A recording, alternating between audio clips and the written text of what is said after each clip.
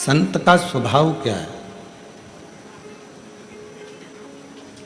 आप कैसे पहचानोगे कि ये संत है या साधु है या सन्यासी है या तपस्वी है या साधक है? एक महात्मा का श्रेष्ठ लक्षण क्या है?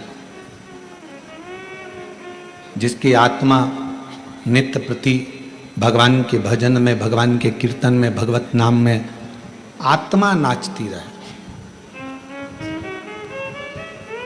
ये इंद्रियां भले नाचें ना नाचें, हाथ अपने घूम रहे हैं ना घूम रहे हैं, पांव हमारे घूम रहे हैं ना घूम रहे हैं, हमारे नेत्र घूम रहे हैं ना घूम रहे हैं, हमारी जिह्वा घूम रही है ना घूम रही है, उससे मूल नहीं है। जिसकी आत्मा अंदर से नाचने लगे, आत्मा भगवान की अविरल भक्ति में झूमने लगे, आत्मा भगवान शंकर की अविरल भक्ति में रमने लगे, समझ लेना वही जगत में महात्मा है और वही महात्मा का सबसे बड़ा लक्षण है। भीतर से आत्मा संतुष्ट नहीं।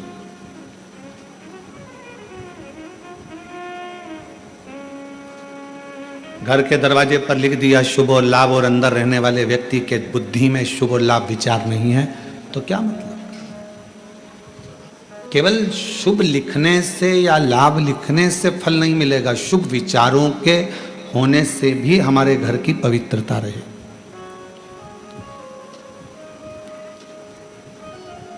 हमारे मन की पवित्रता को शुभ विचारों से ही श्रेष्ठ किया जा सकता है। कोई लाभ अगर आपको जिंदगी में लेना है तो पहले विचारों को शुभ करना पड़ेगा, विचारों को शुद्ध करना पड़ेगा। जब हमारे विचार, हमारी बुद्धि, हमारा चित्त ये श्रेष्ठ हो जाएगा, अच्छा हो जाएगा, तो फिर मेरा देव अधिदेव महादेव भी आपको कदम से कदम मिलाकर साथ देने के लिए तैयार खड़ा रहेगा। हमारे विचार शुद्ध नहीं है, हम अपने विचारों से, और बहुत याद रखना, तुम्हारी सूरत, तुम्हारा चेहरा, तुम्हारा रूप, तुम्हारा रंग, तुम्हारा मकान, तुम्हारी गाड़ी, तुम्हारा बंगला, ये सब केवल पृथ्वी तक है। उस परमात्मा के दरवाजे पर ना तुम्हारा गाड़ी है, ना तुम्हारा बंगला है, ना तुम्हारा रूप है, ना तुम्हारा रंग है, ना तुम्हारा कोई स्वरूप है। जैसे बाहर आवाज बढ़ा दो। जैसे एक माँ अपने बच्चे को पढ़ लिखने के लिए स्कूल भेजती है, और माँ सुबह जब बच्चे को तैयार कर कर स्कूल भेजती है तो माँ ये कामना कर कर भेजती है कि मेरा बच्चा 2 बजे, 5 बजे, 3 बजे स्कूल से 12 बजे वापिस लौट कर आए। जैसा मैंने भेजा है वैसा ही मेरे बच्चा है। जगत में कोई माँ ऐसी है जो अपने बच्चे को भेजती हो और मन में सोचती हो कि यह वापिस ना आए? प्रत्येक माँ जगत की अपने बच्चे को स्कूल भेजती है तो ये विचार कर कर भेजती है कि मेरा बच्चा वापिस लौट कर आए, और जैसा मैंने भेजा है वैसा कि वैसा ही मेरी औलाद, मेरी संतान वापिस आए। अब विचार करिएगा, माता पिता अपने बच्चे को भेजते हैं कि मेरा बच्चा स्कूल से जैसा है वैसा कि वैसा ही आए, उसी तरह परमात्मा भी, मेरा बाबा भोलेनाथ भी जब जन्म देता है, और जन्म देता है तो ये विचार कर कर भेजता है कि जितना पवित्र मैंने इसको संसार में भेजा है, मरने पर ये उतना पवित्र मेरे पास होगा। जितना पवित्र मैं इसको भेज रहा हूं, निर्मल मन से, हृदय से, चित्त से, अपने निर्मल स्वभाव से। एक बच्चा जब जन्म लेता है, एक बच्चा जब जन्म लेता है तो उसका स्वभाव कोई कपटी नहीं होता। एक बच्चा जब जन्म लेता है तो उसका स्वभाव कभी बेकार नहीं होता। एक बच्चा जब जन्म लेता है तो उसका स्वभाव कपटी नहीं होता, बेकार नहीं होता, वो छल करना नहीं जानता। बस जैसे परमात्मा ने एक बच्चे को जन्म दिया, उसका मन एकदम साफ है, शुद्ध है, उसके मन में कोई भेद नहीं है, उसके मन में कोई कपट नहीं है, उसके मन में कोई बेईमानी नहीं है, छल नहीं है।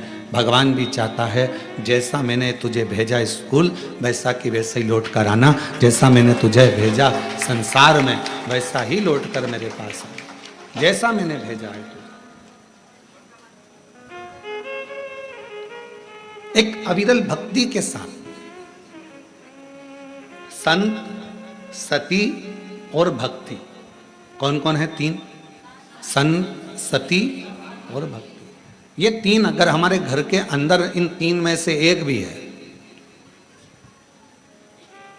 जरूरी नहीं कि कोई कपड़े बदल लेगा तो संत हो जाएगा, कोई माला पहन लेगा तो संत हो जाएगा, कोई जटा बढ़ाएगा तो संत हो जाएगा। संत का ये लक्षण नहीं है। संत का लक्षण है कि जहां रह रहा है, जिस स्थान पर रह रहा है, जहां वो है वहां रहकर अविरल भक्ति को धारण करना। अविरल भक्ति,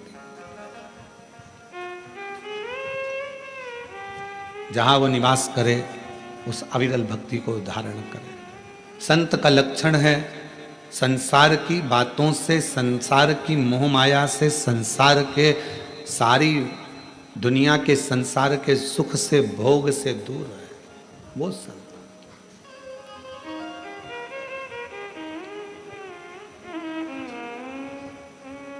एक पतिव्रता धर्म का पालन करने वाली एक स्त्री,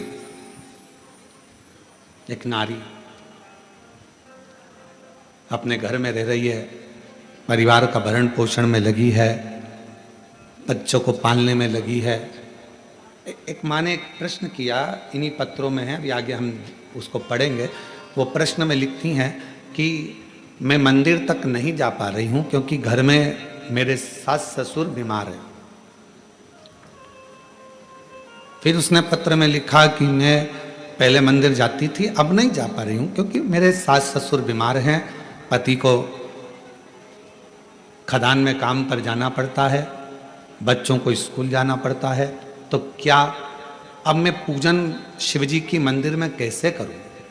तो मेरा उस बहन से, जिसने पत्र लिखा है, उस बहन से इतना ही कहूँगा कि आप मंदिर नहीं जा सकते, अपने सास ससुर की सेवा कर रहे हो, परिवार की सेवा में लगे हो, ये भी मेरे शंकर की सेवा ही है, ये भी मेरे शिव की सेवा। और दूसरा, आपका मन करता है कि मैं मंदिर नहीं जा पा रही हूँ, मेरे मन में खलबली है मंदिर ना जाने की, तो अपने घर में जो शंकर भगवान का शिवलिंग है, अपने घर में जो शिवलिंग विराजमान है, उसकी सेवा करो, उसको जल चढ़ा लो, उसकी आराधना कर लो, मंदिर में पूजन के बराबर ही फल प्राप्त होगा।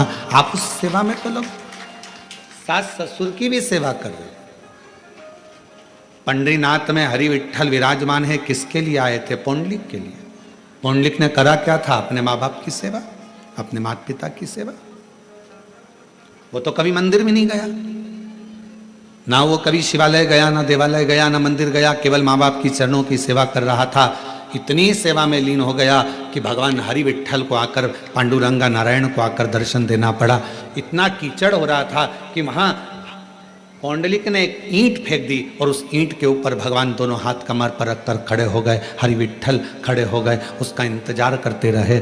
भगवान कह रहे हैं तू आ, मेरा दर्शन कर ले। वो कहता है पहले माँ के चरण दबा रहा हूँ, पिता के चरण दबाऊंगा, फिर तुम्हारे से मिलने के लिए आऊँगा। बाद में भगवान से मिलने के लिए आया तो भगवान ने पूछा, पौंडलिक तेरी सेवा से मैं प्रसन्न हूँ, मांग तुझे क्या चाहिए? उसने कहा बस इतनी कृपा कर दो, जो अपने माता पिता की सेवा करे उसको तुम ऐसे ही दर्शन देते रहना, करुणा करते रहना, ऐसे ही कृपा।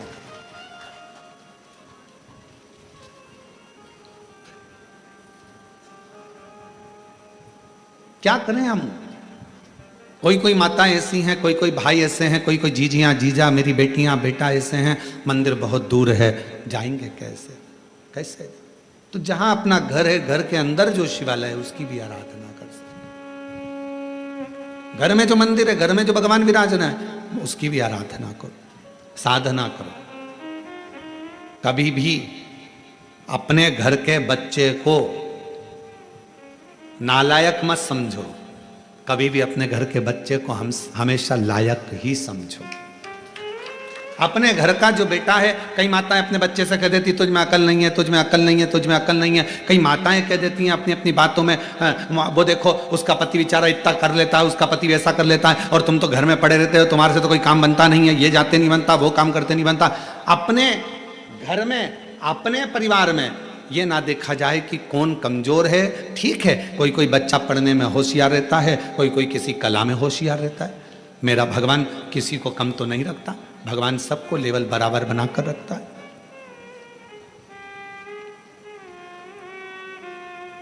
पांच उंगलियां पांचों बराबर नहीं हो सकती। अगर पांचों बराबर हो जाए तो ये मुष्टिका बंध नहीं सकती। इसलिए इस मुष्टिका को बांधने के लिए पांच उंगलियों को भी परमात्मा ने अलग अलग बनाया है। किसी को छोटी, किसी को बड़ी, किसी को मंजली, किसी को संजली बनाया। परमात्मा सबको, घर में पांच बहनें, आप भी होंगी, दो तीन बहनें तो होंगी, दो नहीं होगी, तीन होगी, तीन नहीं होगी तो एक होगी, काका बाबा की मिला लो, दो चार तो बहनें होगी। सबका रहने का तरीका अलग, सबका खाने का तरीका अलग, सबका बोलने का तरीका अलग, सबका व्यवहार अलग, सबके अपने अपने तरीके, अपना अपना व्यवहार है सबका। और सब अपने अपने व्यवहार से, सब अपने अपने तरीके से रह रहा है, सब अपने व्यवहार। अब कई माताएं कहती हैं कि हमारा वो जेठानी तो कभी मंदिर नहीं जाती, भगवान शंकर से प्रार्थना करो, जेठानी नहीं जा रही है तो मत जाने दो। कोई कोई ऐसा होता है जिस पे मेरे भगवान शंकर का प्रेम बहुत होता है, वही तो जाएगा ना। कोई कहे मेरी देवरानी नहीं जाती, मत जान दो, उसकी मर्जी। आप अपना कर्म करो, आप भगवान के मंदिर जाओ, आप शिवालय जाओ, शंकर जी की आराधना करो। घर में कई कई लोग ऐसे रहते हैं, पति से कहो तुम व्रत कर लो, पति नहीं करता, तो इसका मतलब ये थोड़ी ना है कि वो धर्मात्मा नहीं है। पति मंदिर नहीं जाता तो इसका मतलब ये थोड़ी ना कि वो धर्मात्मा नहीं है। बेटे मंदिर नहीं जा रहे तो इसका मतलब ये थोड़ी ना कि बेटे धर्मात्मा नहीं है। आप मंदिर जा रही हो ना, आप मंदिर जा रही हो तो आपके पुण्य का एक अंश आपके पति के खाते में जा रहा है, और आपके पुण्य का एक अंश आपके बच्चों के खाते में जा रहा है। तो फिर क्यों सोचना मेरा पति मंदिर नहीं जाता गुरुजी, मेरा पति कथा में नहीं आता गुरुजी, मेरा पति ये नहीं करता गुरुजी, मेरा पति भगवान की कथा में नहीं जाता। मत जाने दो, तुम तो जा रही हो ना।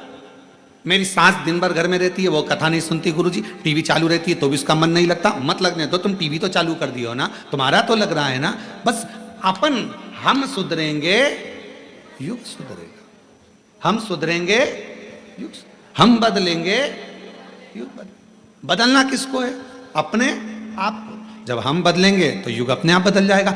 आपको देखकर एक ना एक दिन तुम्हारे घर में, एक ना एक दिन, तुम महीना 2 महीना कथा तो सुनो, एक आध दिन पति भी 5-10 मिनट टीवी के सामने बैठकर कथा सुने ही लेगा। तुम बदल कर देखो, वो भी बदलेगा।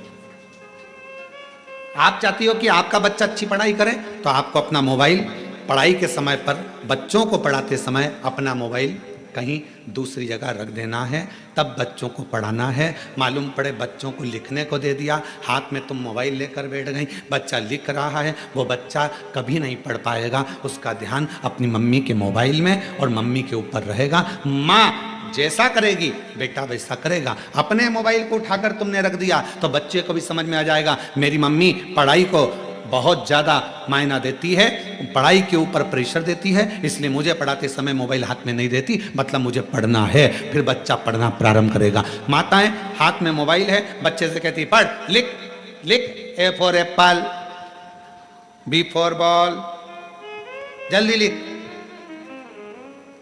लिख रहा है? हाँ मम्मी। क्या क्या लिखा? A for apple, B for ball, ठीक है, सी फॉर कैट। अभी तक नहीं लिखा, बैठा है इतनी देर से। अर्थात तुम्हारे मोबाइल चलाने से तुम्हारे बच्चे पर प्रभाव पड़ा, तुम्हारा ध्यान मोबाइल में था, बच्चे का ध्यान तुम पर था, तो वो लिख नहीं पाया। जब पूरा एकाग्र चित्त लगाकर अपने बच्चे को पढ़ाओगे तो वो बच्चा अपने आप पढ़ना प्रारंभ करेगा, दिल लगाना प्रारंभ करेगा, मन लगाना प्रारंभ करेगा।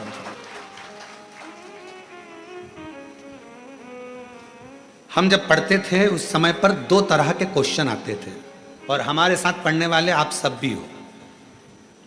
ऐसा नहीं कि आप कोई बहुत ओल्ड हो या न्यू हो, सब हमारे साथ के हो। हमारी जीजी हो, हमारे जीजा हो, बहन हो, तो हमारे साथ के ही हो। हमारे समय पर दो तरह के क्वेश्चन आते थे। एक क्वेश्चन आता था ऑब्जेक्शन, मतलब जैसे कहते थे कि एक प्रश्न के बहुत सारे उत्तर लिखे होते थे, 4 तरह के उत्तर लिखे रहते थे और उसमें बताना पड़ता था कि इसमें से कौन सा उत्तर सही है, बोलिए। और दूसरा 10 नंबर का, 3 नंबर का, 4 नंबर का, 5 नंबर का, 15 नंबर का, और कोई कोई क्वेश्चन निबंध लगभग 20 नंबर या 19 नंबर का जाता था। अब समझदार कौन कहलाता था? जो छोटे छोटे जो क्वेश्चन है, छोटे छोटे क्वेश्चन है कि एक प्रश्न दे दिया, मटके में पानी है, गिलास है, मटका है, गगरा है, बाल्टी है, 4 ऑप्शंस दिए, उसमें से एक सिलेक्ट करना है। अब जो व्यक्ति पढ़ने में होशियार नहीं है, वो 4 में से एक छांटने में अपनी बुद्धि लगा रहा है, अपना विवेक देख रहा है कि मैं इसमें से क्या लिखूं, क्या हो सकता है। और वो कितने नंबर का? आधा नंबर का, मात्र आधा नंबर। और उसने पूरा समय वो जो क्वेश्चन थे उसमें छांटने में कि इसमें मटका लिख दूंगा, इसमें ये लिख दूंगा, फिर सोचा गलत हो गया, पीछे वाले ने इशारा करा 3 नंबर मतलब तीसरा, फिर किसी ने इशारा करा 1 नंबर, उसने फिर काटा, फिर लिखा। अर्थात वो उसमें रम रहा है, उसमें विचार कर रहा है। और एक बच्चा जो पढ़ने में होशियार था, उसने ये कमजोर प्रश्न तो बाद में देखे, सबसे पहले जो मेन प्रश्न थे जिसमें 19 number, 15 number, 5 number, 7 number, 8 number, जो श्रेष्ठ नंबर आ सकते थे। हमारे स्कूल में भी और हमने हमारे कॉलेज में भी यही करा।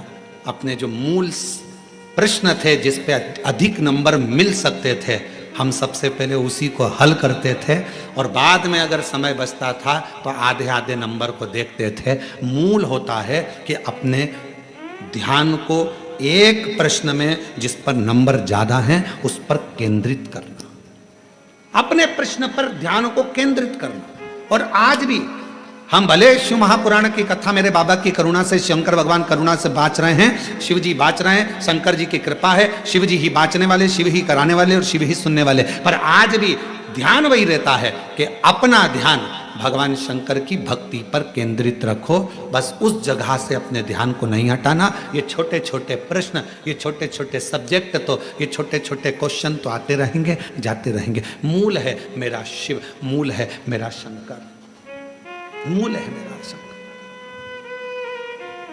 हम भगवान शिव को नहीं बचा।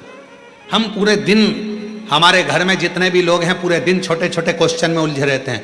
जरा सा पानी गिर गया, सास ने चिल्लाना चालू कर दिया, बेडशीट गिर गई उस पे चिल्ला दिया, बर्तन झूठे रखे हैं उस पे चिल्ला दिया। अरे अगर चिल्लाना ही है तो कोई बड़ा क्वेश्चन लाओ, कोई बड़ा प्रश्न लाओ जिस पे विवाद करना है। छोटे छोटी बात पर विवाद करते हो। ये जरा सा खाने पर विवाद कर दिया, रोटी ज्यादा बन गई तो विवाद, सब्जी फेंक दी तो विवाद, सब्जी में जरा सी मिर्ची जल गई तो विवाद, गैस की टंकी जल्दी खत्म हो गई तो विवाद, तेल जल्दी खत्म हो गया तो विवाद, मिर्ची जल्दी खत्म हो गई तो विवाद, पति आकर बोला कल ही तो सब्जी लाया था तो विवाद चालू हो गया। ये छोटे सब्जेक्ट है, ये छोटे क्वेश्चन है। इन छोटे क्वेश्चनों के लिए समय मत निकालो, बड़ा क्वेश्चन ढूंढो। लड़ाई करना है तो कोई बुलंद बात लेकर आओ जिसके पीछे लड़ाई हो। तो बात है, छोटी छोटी बात पे क्या लड़ाई करना। उसी तरह भगवान को पाने के लिए क्वेश्चन बड़ा, मतलब मन बड़ा करिए, शिव की ओर केंद्रित करिए।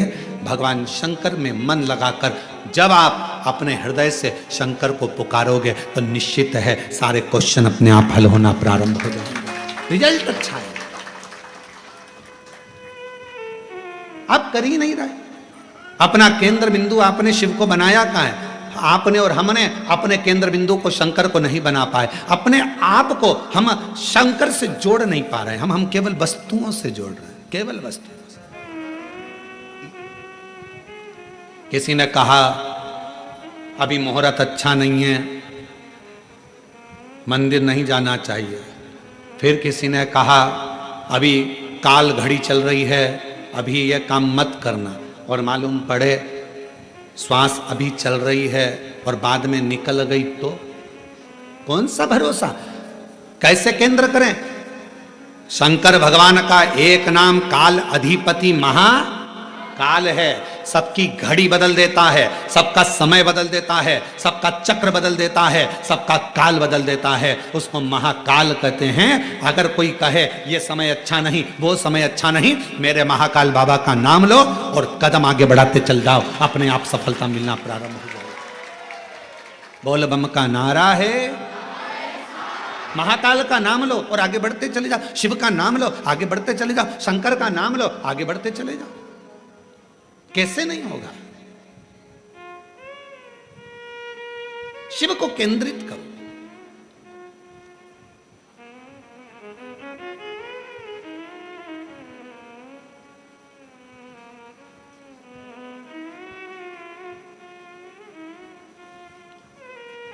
एक हमारे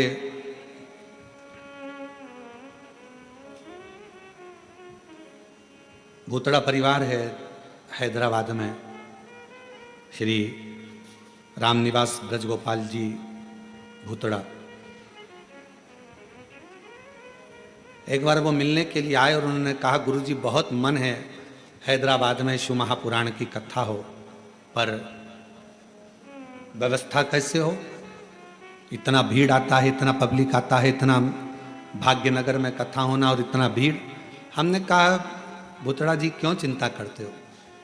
बाबा पर भरोसा रखना, माता पिता पर भरोसा रखना, उनके आशीर्वाद पर भरोसा रखना, तो जिंदगी में ऐसा नहीं कि आप शिव महापुराण की कथा नहीं करवा पाओगे, जरूर करवा पाओगे। और यहाँ पर भी बैठे हैं यजमान परिवार, हमारे को रोज लेकर आते हैं। उन्होंने कहा, गुरुजी साहू परिवार है, एक वो अग्रवाल परिवार है, और ये लोग कहे हमने सोचा था केवल कि कभी जजमान बनेंगे।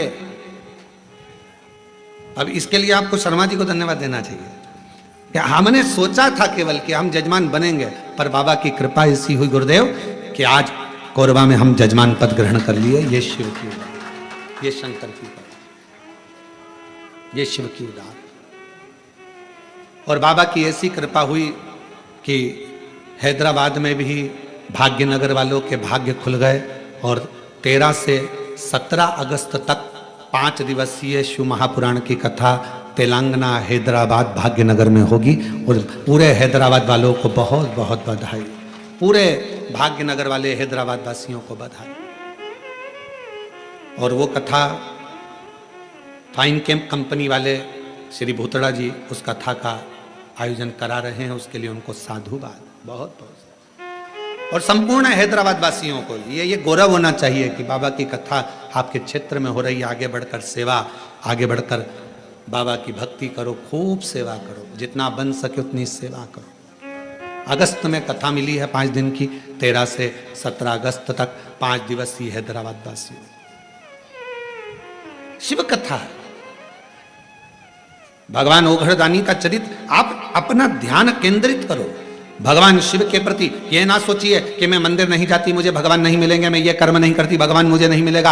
आप हृदय से निर्मल मन सो मोहि पावा और मोहि छल छिद्र कपट ना भावा। आप हृदय से भगवान को पुकारो। और मैंने तेरे ही भरोसे बाबा, तेरे ही भरोसे हवा बिच उड़ती जावांगी, बाबा डोर हत्तो छठी नाम कटी जावांगी। भोले मैं तेरी पतंग, शंभू मैं तेरी पतंग, हवा भी उड़ती जावांगी, बाबा डोर हत्तो छठी नाम कटी। भोले में बाबा से अपने हृदय की बात, अपने मन की बात शिव को समर्पित करिए। जब हम अच्छा सोचेंगे अच्छा मिलेगा, अच्छा कर्म करेंगे अच्छा प्राप्त होगा। संत, सती और तीसरे नंबर पर भक्ति। 3 है जो हमारे घर का भी कल्याण कर रहे हैं, परिवार का भी कल्याण कर रहे हैं, हमारे मोहल्ले का भी कल्याण कर रहे हैं, हमारी कॉलोनी का भी कल्याण कर रहे हैं, हमारी सोसाइटी का भी कल्याण कर रहे हैं और हमारे क्षेत्र का भी कल्याण कर रहे हैं। शिव महापुराण में अगर कभी पढ़ें या लिंग महापुराण का अध्ययन करें तो लिंग पुराण में एक बात मिलती है, जिस कॉलोनी, जिस गांव, जिस नगर, जिस ग्राम में शंकर भगवान का शिवलिंग जिस सोसाइटी में, कॉलोनी में, गांव में, नगर में नहीं होता, शिव महापुराण की कथा और लिंग पुराण की कथा कहती है कि वहां का विकास होना बहुत कठिन हो जाता है। उसी तरह घर के अंदर भी अगर छोटा सा शिवलिंग है, एक छोटा सा शिवलिंग भी अगर आपके घर के अंदर है तो वह आपको तरक्की की ओर लेकर जाएगा, वह आपको वृद्धि की ओर लेकर जाएगा। बस एक मन से शिव की आराधना, मन से शिव की उपासना, मन से शंकर की भक्ति को धारण करो, मन से। और शंभु शरणे पड़ी मांगू घड़ी रे घड़ी, दुख काटो दया करी इन दर्शन आपो।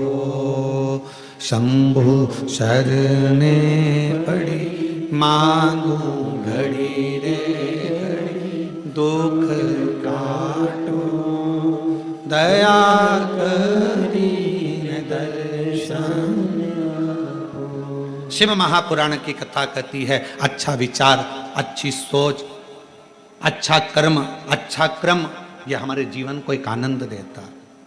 देखिए जरा कथा में माँ जगत जननी अम्बा माँ, माता पार्वती जी आज अपने स्नान के लिए जाती हैं। तन पर उबटन लगा और तन पर उबटन लगा हुआ है, पूरा शरीर उबटन से।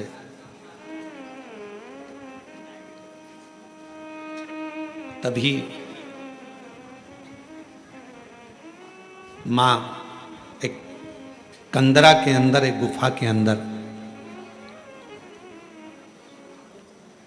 मां एक कंदरा के अंदर, गुफा के अंदर मां जगत जननी दुर्गा भवानी माता पार्वती स्नान के लिए गई। कंदरा के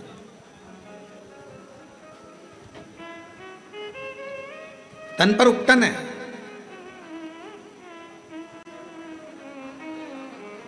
और सखियों ने उस उपटन को निकाला। उपटन निकालकर एक सुंदर सा पुतला मां जगत जननी पार्वती जी ने बनाया। थोड़ा ध्यान देना, फिर निवेदन करेंगे। आज कथा की शिवरात्रि है, अर्चन बहुत रहेगी, पर ध्यान लगाकर कथा को सुनना। 7 दिन की कथा में सबसे मूलता का दिन छठा होता है, बहुत ध्यान दीजिए, सावधानी पूर्वक श्रवण करिए।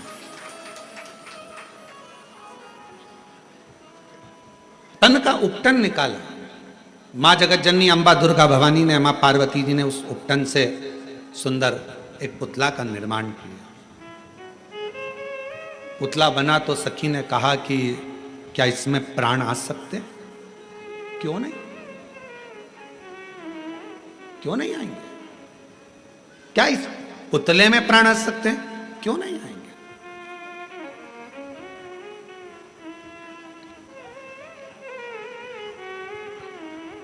इसमें प्राण आने में दिक्कत क्या है? कई बार जो प्रश्न माता पार्वती जी के जीवन में आया, वही प्रश्न आपके जीवन में भी आता है।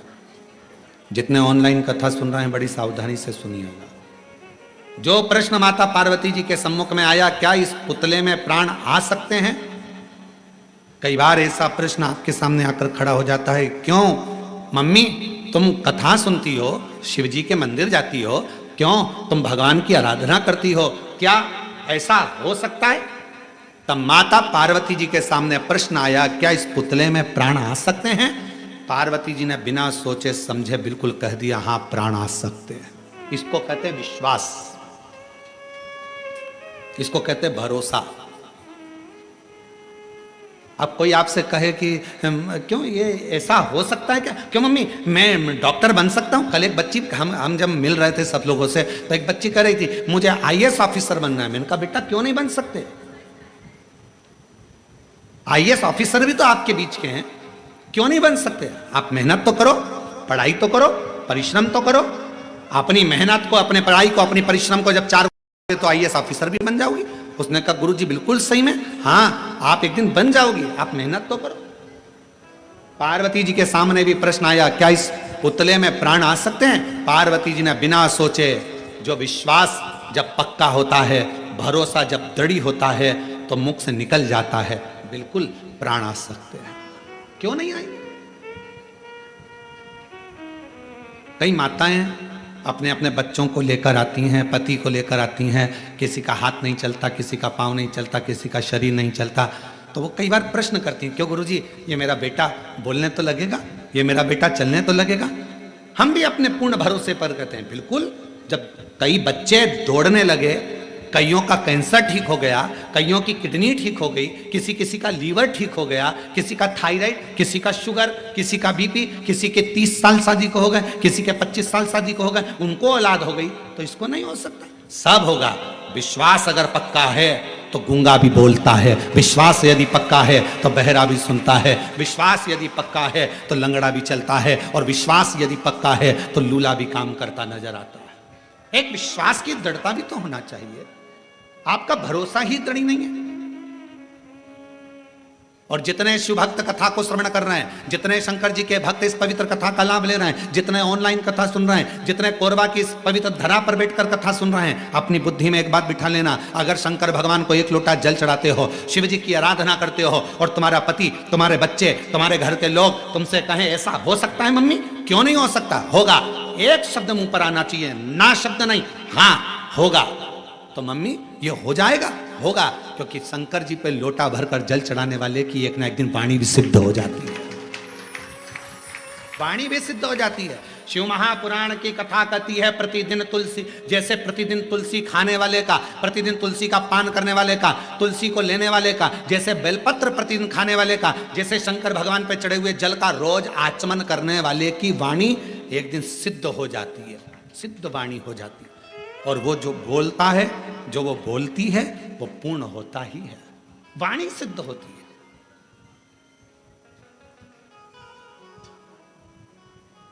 क्यों नहीं होगा? तुम्हारे मुख से अगर बच्चे पूछे मम्मी ऐसा हो जाएगा, होगा, क्यों नहीं होगा? पति कहे बहुत कर्जा हो गया है, चूक नहीं रहा, बहुत मेहनत कर रहे हैं, पत्नी का शब्द होना चाहिए, होगा। मेरा विश्वास कहता है, मेरा 1 लोटा जल कहता है कि एक दिन पूरा कर्जा चूकेगा और हम सब अच्छे से भोजन करेंगे। ये हमारा मन कर, ये हम कर, ये मेरा विश्वास कहता है। और शंभु शरणे पड़ी मांगू घड़ी रे घड़ी, दुख घाटो दया